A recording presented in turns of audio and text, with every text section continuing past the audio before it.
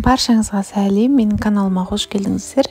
Сіздермен Ақбота бүгін түрік ұлтының өте дәмді ыстық салатының бірі болып табылатын баклажаннан ezme дайындаймыз, яғни ezme деп аталынады салаттың түрі. Ол үшін бізге керекті заттар: баклажан, яғни баялдыны алып, жақсылап жуамыз. Кейіннен духовкада пісіретін боламыз. Баялдыны пышақтармен әрбір жерінен тесіп шығамыз. Духовкада шамамен 40 минут пісіретін боламыз. 40 минуттан кейін біздің баялдыларымыз пісіп дайын болады. Кейіннен қабығын алып тастайтын боламыз. Қабығы оңай алынуы үшін беті жауылатын арнайы осындай терең табаққа салып 10-15 минутқа қалдырамыз. 15 минуттан кейін пышақтың көмегімен баялдының басын кесіп аламыз, және де қолымызбен жайлап сыртқы қабығын алып тастаймыз. Жаңағы 40 минутта біздің баялдымыз толықтай жұмсақ болып пісетін болады. Яғни біздің бұл баялдыдан жасалынатын ыстық салатымыз өте пайдалы, ешқандай майға қуырмадан өз-өзімен духовкада піседі. Кейіннен пышақтың көмегімен жаңағындай квадрат болдырып, яғни төртбұрыштап ұсақтап турайтын боламыз. Қаншалықты көлемі ұсақ болса, біздің салатымыз соншалықты дәмді болып шығады. Қолдарыңызды абайлаңыздар, себебі біздің баялды пісіп шыққаннан кейін қатты ыстық болады.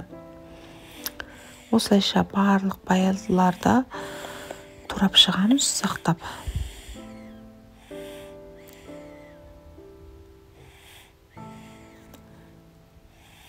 Және де терең бір ыдысымызға саламыз. Ыдысқа салғаннан кейін баялдыдан белгілі бір мөлшерде су бөлініп шығатын болады. Сол суды жеке келесі бір ыдысқа ағызып, яғни сорғызып алатын боламыз.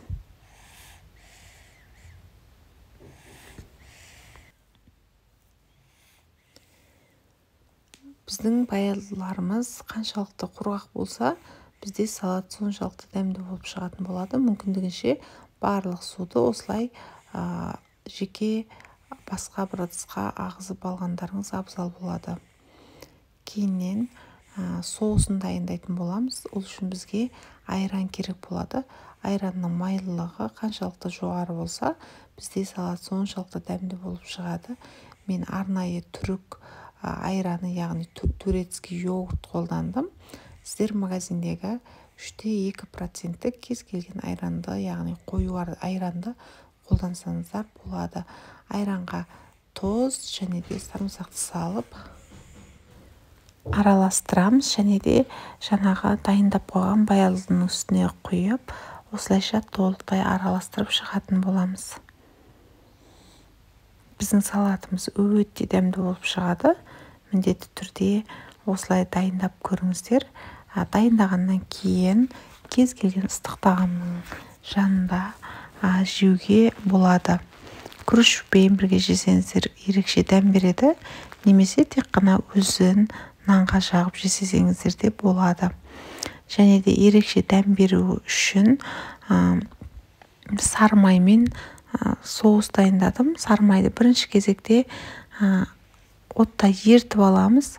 Үстіне ащы қызыл бұрыш қолдандым.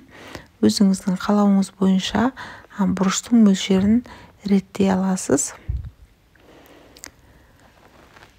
Жайпақша келген тарелкаға жаңағы салатымыздан саламын, және де дайындап қойған соусты бетіне жайлап құйып шығатын боламыз. Бұл соус біздің салатымызға ерекше дәм береді. Міндетті түрде осылай дайындап көрсеңіздер болады. Видеоға назар қойып көргендеріңіз үшін рахмет. Каналыма жазылып, лайк басуды ұмытпаңыздар.